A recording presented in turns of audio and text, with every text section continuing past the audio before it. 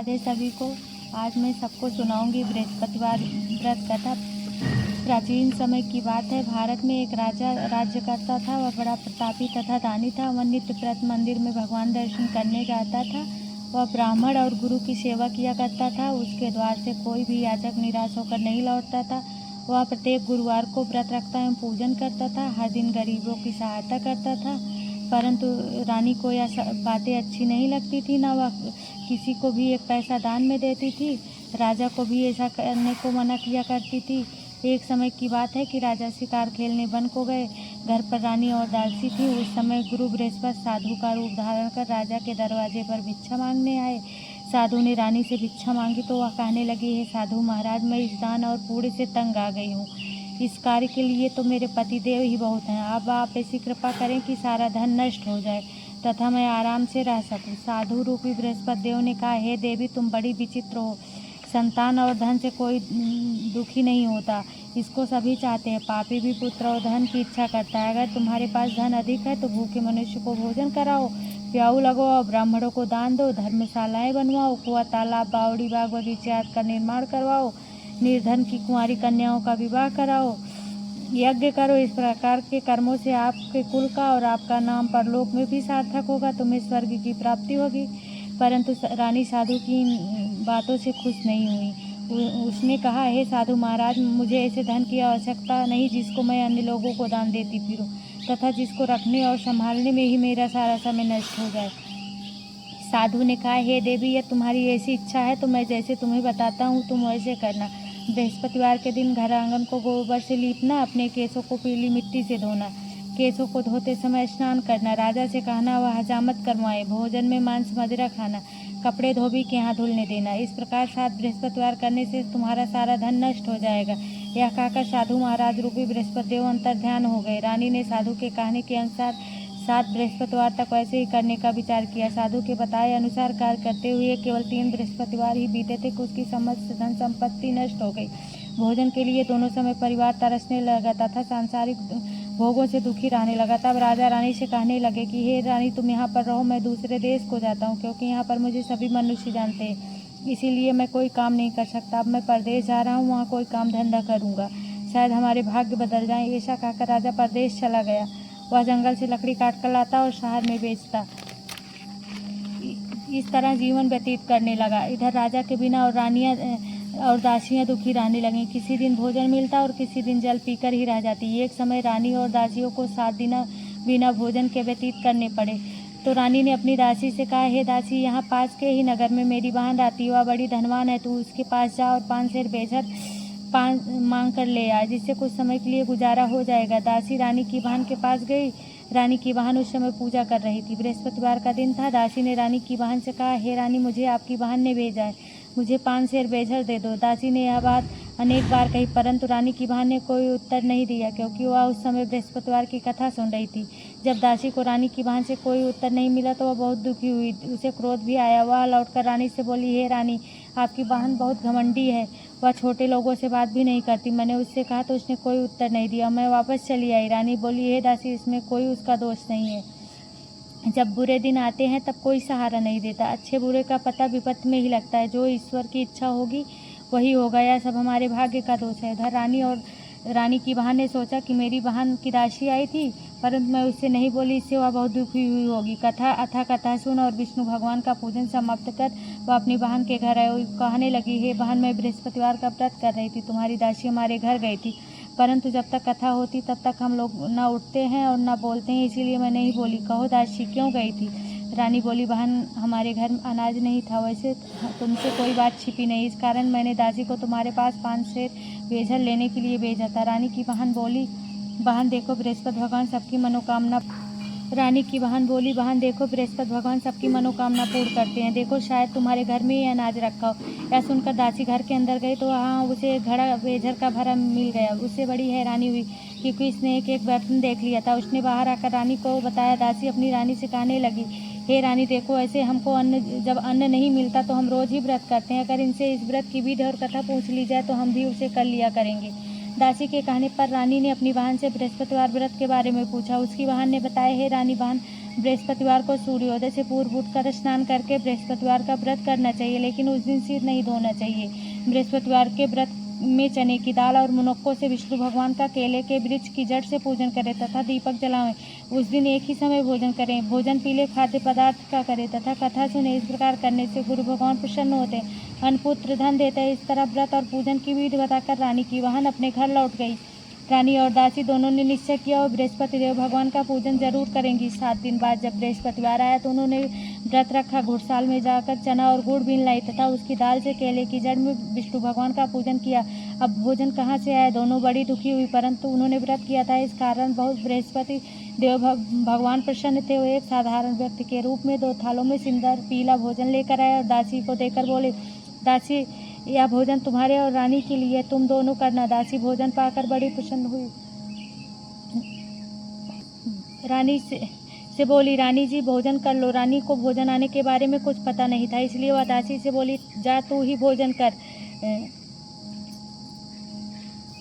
क्योंकि तू हमारी व्यर्थ में हंसी उड़ाती है। दासी बोली, एक व्यक्ति अभी भोजन दे गया है। रानी कहने लगी, वह भोजन तेरे लिए दे गया, तू ही भोजन कर। दासी ने कहा, वह व्यक्ति हम दोनों के लिए 2 थालों में भोजन दे गया है, इसलिए मैं और आप दोनों साथ में भोजन करेंगे। फिर दोनों ने गुरु भगवान को नमस्कार कर भोजन प्रारंभ किया। उसके बाद से बृहस्पतिवार को गुरु भगवान का व्रत और पूजन करने लगी। बृहस्पति भगवान की कृपा से उनके पास धन हो गया, परंतु रानी फिर पहले की तरह आलस्य करने लगी। तब दासी बोली, देखो रानी, तुम पहले भी इस प्रकार आलस्य करती थी, तुम्हें धन रखने में कष्ट होता था, इस कारण सभी धन नष्ट हो गया। अब गुरु भगवान की कृपा से धन मिला है तो फिर तुम्हें आलस्य होता है। बड़ी मुसीबतों के बाद हमने यह धन पाया है, इसलिए हमें दान पूर्ण करना चाहिए। तुम भूखे मनुष्य को भोजन करवाओ, प्याऊ लगवाओ, ब्राह्मणों को दान दो, कुआं तालाब बावड़ी आदि का निर्माण करवाओ, मंदिर पाठशाला बनवाकर दान दो, कुंवारी कन्याओं का विवाह कराओ, धन को शुभ कार्यों में खर्च करो, जिससे तुम्हारे कुल का यश बढ़े तथा स्वर्ग प्राप्त हो और पितृ प्रसन्न हो। दासी की बात मानकर रानी ने इस प्रकार के कर्म करने प्रारंभ किए, जिससे उनका काफी यश फैलने लगा।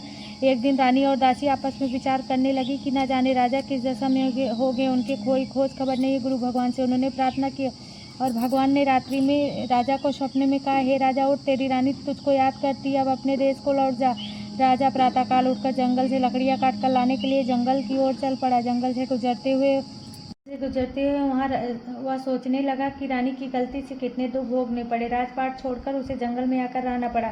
जंगल से लकड़ियां काटकर उन्हें बेचकर गुजारा करना पड़ा। उसी समय उस जंगल में बृहस्पति देव एक साधु का रूप धारण कर आए और राजा के पास आकर बोले, हे लकड़हारे, तुम इस सुनसान जंगल में किस चिंता में बैठे हो, मुझे बतलाओ। यह सुन राजा के नेत्रों में जल भर आया और साधु की वंदना कर बोला, हे प्रभु, आज सब कुछ जानने वाले। इतना कहकर राजा ने साधु को अपनी संपूर्ण कहानी सुना दी। महात्मा तो स्वभाव से ही दयालु होते। वे राजा से बोले, हे राजा, तुम्हारी पत्नी ने बृहस्पति देव के व्रत अपराध किया था, जिसके कारण तुम्हारी यह दशा हुई। अब तुम किसी प्रकार की चिंता मत करो, भगवान तुम्हें पहले से अधिक धन देंगे। देखो, तुम्हारी पत्नी ने बृहस्पतिवार का व्रत करना प्रारंभ कर दिया। तुम भी बृहस्पतिवार का व्रत करके चने की दाल व गुड़ को जल और को लोटे में डालकर केले के पत्ते से भगवान विष्णु का पूजन करो और कथा कहो या सुनो, भगवान तुम्हारी सब मनोकामनाओं को पूर्ण करेंगे। साधु को प्रसन्न देखकर राजा बोला, हे प्रभु, मुझे लकड़ी बेचकर इतना पैसा भी नहीं बचता जिससे भोजन करने के उपरांत कुछ बचा सकूं। मैंने रात्रि में अपनी रानी को व्याकुल देखा है, मेरे पास कोई साधन नहीं जिससे समाचार जान सकूं। फिर मैं बृहस्पतिवार की कौन सी कहानी कहूँ या सुनूं, मुझको तो कुछ भी मालूम नहीं। साधु ने कहा, हे राजा, तुम किसी बात की चिंता मत करो। बृहस्पतिवार के दिन तुम रोजाना की तरह लकड़ियाँ बेच लेकर शहर में जाओ, तुम्हें रोज से 2 गुना धन प्राप्त होगा, जिससे तुम भली बात भोजन कर लोगे तथा बृहस्पति देव की पूजा का सामान भी आ जाएगा। बृहस्पति देव की कथा इस प्रकार है। प्राचीन काल में एक बहुत निर्धन ब्राह्मण था। उसके कोई संतान नहीं थी। वह नित्य पूजा पाठ करता था, परंतु उसकी स्त्री बहुत मलिनता के साथ रहती थी। न वह स्नान करती, न किसी देवता का पूजन करती। प्रातःकाल उठते ही सर्वप्रथम भोजन करती, बाद में कोई अन्य कार्य करती। ब्राह्मण देवता बहुत दुखी रहते थे, पत्नी को बहुत समझाते, किंतु उसका कोई परिणाम न निकलता। भगवान की अनुकंपा से एक समय उस ब्राह्मण की पत्नी गर्भवती हुई और 10वें महीने एक सुंदर कन्या को जन्म दिया। निर्धन ब्राह्मण कन्या के जन्म से बहुत दुखी हुआ। धीरे धीरे ब्राह्मण की कन्या बड़ी होने लगी। बचपन से ही उस कन्या की रुचि भगवान विष्णु की पूजा में थी। वह प्रातः उठते ही स्नान करके भगवान विष्णु की पूजा करने मंदिर जाती थी। बृहस्पतिवार को व्रत करके विधिवत पूजा पाठ करती थी। पूजा पाठ के बाद वह पढ़ने के लिए पाठशाला में जाती थी। घर से चलते हुए मुट्ठी भर जौ साथ में लेकर जाती और पाठशाला के रास्ते थोड़े थोड़े जौ गिराती जाती थी। घर से चलते हुए और मुट्ठी भर जौ लेकर साथ में जाती और पाठशाला के रास्ते थोड़े थोड़े जौ गिराती जाती थी। जब वह पाठशाला से घर लौटती तो जौ के वह दाने सोने में बदले हुए मिलते थे। लड़की सभी सोने के दाने बीन लाती थी। एक दिन जब वह सोने के दाने साफ कर रही थी तो उसकी माँ ने कहा, बेटी सोने के दाने साफ करने के लिए सोने का सूप भी होना चाहिए। अगले दिन बृहस्पतिवार था। उसने भगवान बृहस्पतिदेव की पूजा करते हुए प्रार्थना की, हे भगवान, यदि मैंने आपका व्रत विधिवत किया तो मुझे सोने का सूप दे दो। भगवान बृहस्पतिदेव ने उनकी सभी मनोकामनाएं पूरी करने का वचन दिया। पाठशाला से लौटते समय उसे रास्ते में सोने का सूप पड़ा हुआ मिला। घर से लौटकर सोने का सूप अपनी माँ को दिखाकर वह सोने के दाने साफ करने लगी। उसी समय उस नगर का राजकुमार उसके घर के पास से गुजरा। उस सुंदर लड़की को सोने के सूप में जौ साफ करते देख उस राजकुमार उस पर मोहित हो गया। महल में लौटकर राजकुमार ने राजा से उस लड़की से विवाह करने की इच्छा प्रकट की। तो राजा ने ब्राह्मण को महल में बुलाकर राजकुमार से उसकी लड़की के विवाह की बात कही। ब्राह्मण तैयार हो गए। धूमधाम से उस लड़की का विवाह राजकुमार से हो गया। दुल्हन बनकर ब्राह्मण की लड़की महल में चली गई। लड़की के चले जाने से ब्राह्मण फिर निर्धन हो गया। उसे कई कई दिन भोजन भी नहीं मिलता था। बहुत दुखी होकर ब्राह्मण एक दिन अपनी लड़की के पास गया। अपने पिता से निर्धनता का समाचार सुनकर उसे बहुत सा धन देकर पिता को विदा किया। उस धन से ब्राह्मण के कुछ दिन तो आराम से गुजर गए, लेकिन जल्दी फिर ही भूखों मरने की हालत हो गई। ब्राह्मण अपनी लड़की से धन लेने के लिए फिर महल में पहुंचा। लड़की ने पिता की बुरी हालत देखकर कहा, पिताजी, आखिर आप कब तक मुझसे धन लेकर जीवन यापन करेंगे? आप कोई ऐसा उपाय क्यों नहीं करते जिससे आपका घर धन संपत्ति से भर जाए? ब्राह्मण ने कहा, मैंने तेरी माँ को बहुत समझा लिया, पर उसकी समझ में कुछ नहीं आता। उसका फूहड़पन नष्ट हो तो घर की निर्धनता भी दूर हो जाए। तब कुछ सोचकर लड़की ने पिताजी से कहा, पिताजी, आप कुछ दिनों के लिए माँ को मेरे पास छोड़ाओ। तब कुछ सोचकर ब्राह्मण पत्नी को लड़की के पास महल में छोड़ाया। लड़की ने अपनी माँ को कहा, माँ, तुम प्रातःकाल उठकर स्नान करके भगवान बृहस्पतिदेव की पूजा करना। लड़की ने अपनी माँ से कहा, माँ, तुम प्रातःकाल उठकर स्नान करके भगवान बृहस्पतिदेव की पूजा अवश्य करना। पूजा करने से तुम्हारी निर्धनता अवश्य दूर हो जाएगी। लेकिन उसकी माँ ने उसकी कोई बात नहीं मानी। तब क्रोधित होकर लड़की ने अपनी माँ को एक कक्ष में बंद कर दिया। सूर्योदय के समय माँ को उठाकर जबरदस्ती स्नान कराया। फिर मंदिर में ले जाकर भगवान बृहस्पतिदेव की पूजा कराई। कुछ दिनों तक ऐसा करने से माँ की बुद्धि में परिवर्तन हुआ और वह स्वयं बृहस्पतिवार का व्रत रखने लगी। उसके व्रत रखने से ब्राह्मण के घर में भगवान विष्णु की अनुकंपा से धन की वर्षा होने लगी। दोनों पति पत्नी धन संपत्ति पाकर आनंद पूर्वक जीवन यापन करते हुए विष्णुधाम को चले गए। लकड़हारा बने राजा ने साधु से भगवान बृहस्पतिदेव की यह कथा सुनकर बृहस्पतिवार का व्रत करके भगवान विष्णु की पूजा की। उस दिन से उसके सभी कलेश दूर हो गए। लेकिन अगले बृहस्पतिवार को कामकाज में अधिक व्यस्त रहने के कारण उससे भगवान बृहस्पतिदेव जी का व्रत नहीं किया। भगवान बृहस्पतिदेव लकड़हारे से क्रोधित हो गए और उसे भूल की सजा दी। उस दिन नगर के राजा ने नगर में घोषणा करके सबको सूचित किया, प्रत्येक नागरिक मेरे महल में भोजन करने आए। जो नहीं आएगा उसे अपराधी मानकर भारी दंड दिया जाएगा। लकड़हारा बने राजा ने उस नगर के राजा की घोषणा तो सुनी, लेकिन जंगल से लकड़ी काट कर लाने और उन्हें बेचने में देर हो जाने के कारण वह समय में पर भोजन करने महल में नहीं जा सका था। राजा के सैनिक लकड़हारे को पकड़कर महल में ले गए। राजा ने उसे महल के एक कक्ष में बिठाकर भोजन कराया। उस कक्ष में एक खूंटी पर रानी का हार, सोने का हार लटका हुआ था। लकड़हारा अकेला उस कक्ष में भोजन कर रहा था। तभी उसने एक आश्चर्यजनक घटना घटती देखी। देखते ही देखते वह खूंटी हार को निगल गई। थोड़ी देर के बाद राजा ने हार को गायब देखा तो लकड़हारे को कारावास में डलवा दिया। लकड़हारा मन ही मन अपने भाग्य को कोसने लगा। तभी उसे जंगल में मिले साधु का स्मरण हो आया। थोड़ी देर में भगवान बृहस्पतिदेव सन्यासी के रूप में उसके सामने प्रकट हुए और कहा, हे लकड़हारे, तूने भगवान बृहस्पतिदेव की पूजा नहीं की, इसी कारण तुम्हें कष्ट हुआ। लेकिन अब तुम चिंता मत करो।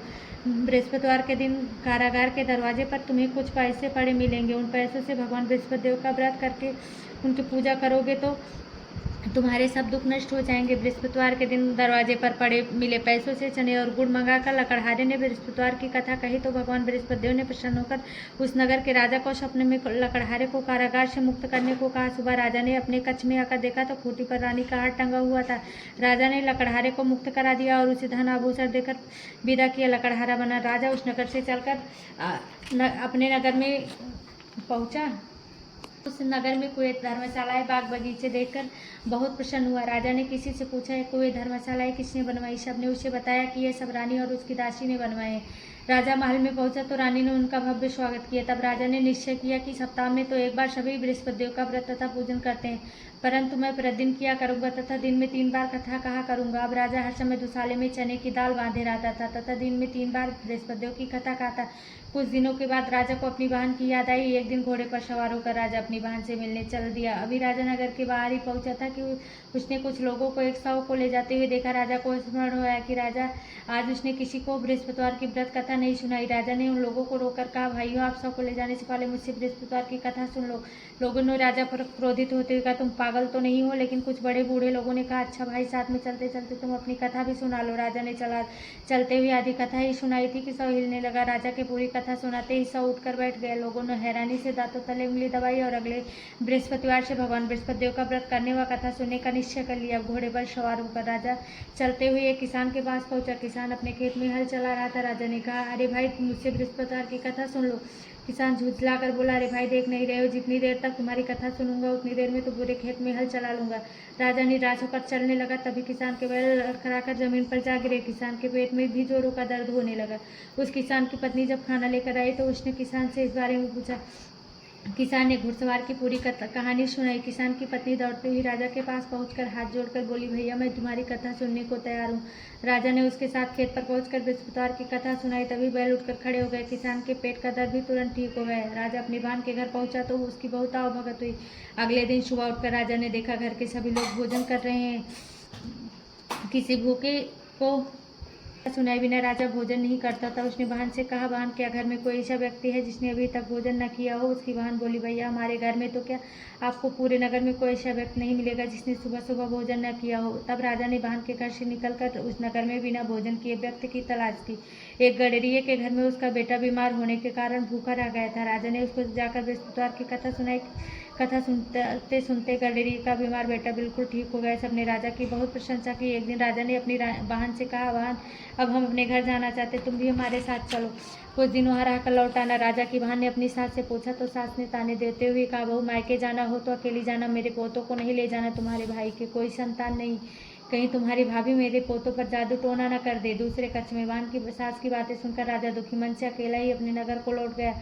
रानी ने राजा से कहा, तुम अपनी बहन को साथ लाने की बात कहाँ कर गए थे, फिर बहन को साथ में क्यों नहीं लाए? तब राजा ने दुखी होते कहा, रानी, हम निसंतान है, इसलिए कोई हमारे घर आना पसंद नहीं करता। रानी ने राजा को समझाया, प्राणनाथ, हमें बृहस्पतिदेव ने सब कुछ दिया, भगवान बृहस्पतिदेव हमें संतान भी अवश्य देंगे। देखो, बृहस्पतिवार को विधिवत व्रत करते हुए राजा रानी ने भगवान बृहस्पतिदेव से संतान के लिए प्रार्थना की। कुछ दिनों तक बाद उन्होंने उस सपने में दर्शन देते हुए कहा, हे राजन, तेरी मनोकामना अवश्य पूरी होगी। एक सप्ताह बाद ही रानी गर्भवती हो गई।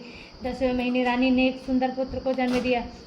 राजा रानी जीवन पर्यंत बृहस्पतिवार का व्रत करते रहे। उनके घर में धन की वर्षा होती। इस तरह आनंद पूर्वक जीवन यापन करते हुए राजा रानी भगवान बृहस्पतिदेव की अनुकंपा से मोक्ष को प्राप्त करके सीधे वैकुंठ धाम पहुंच गए। बृहस्पतिवार को विधिवत व्रत करके जो स्त्री पुरुष भगवान विष्णु की पूजा करते हैं, भगवान उनकी सभी मनोकामनाएं पूरी करते हैं। बोलो बृहस्पति देव महाराज की जय। बृहस्पति भगवान की आरती। ओम जय बृहस्पति देवा, ओम जय बृहस्पति देवा, छिनी छिनी भोग लगाऊं, कदली फल मेवा। ओम जय बृहस्पति देवा, तुम पूर्ण परमात्मा, तुम अंतर्यामी, जगत पिता जगदीश्वर, तुम सबके स्वामी। ओम जय बृहस्पति देवा, चरणामृत निज निर्मल, सब पातक हरता, सकल मनोरथ दायक, कृपा करो भरता। ओम बृहस्पति देवा, तन मन धन अर्पण कर, जो जन शरण खड़े, प्रभु प्रकट तब होकर, आकर द्वार खड़े। ओम जय बृहस्पति देवा, दीन दयाल दयानिध, भगतन हितकारी, पाप दोष सब हरता, भवबंधन हारी। ओम जय बृहस्पति देवा, सकल मनोरथ दायक, सब संशय हारी, विषय विकार मिटाओ, संतन सुखकारी। ओम जय बृहस्पति देवा, जो कोई आरती तेरी प्रेम सहित गावे। ज्येष्ठानंद आनंदा सो निश्चय पावे।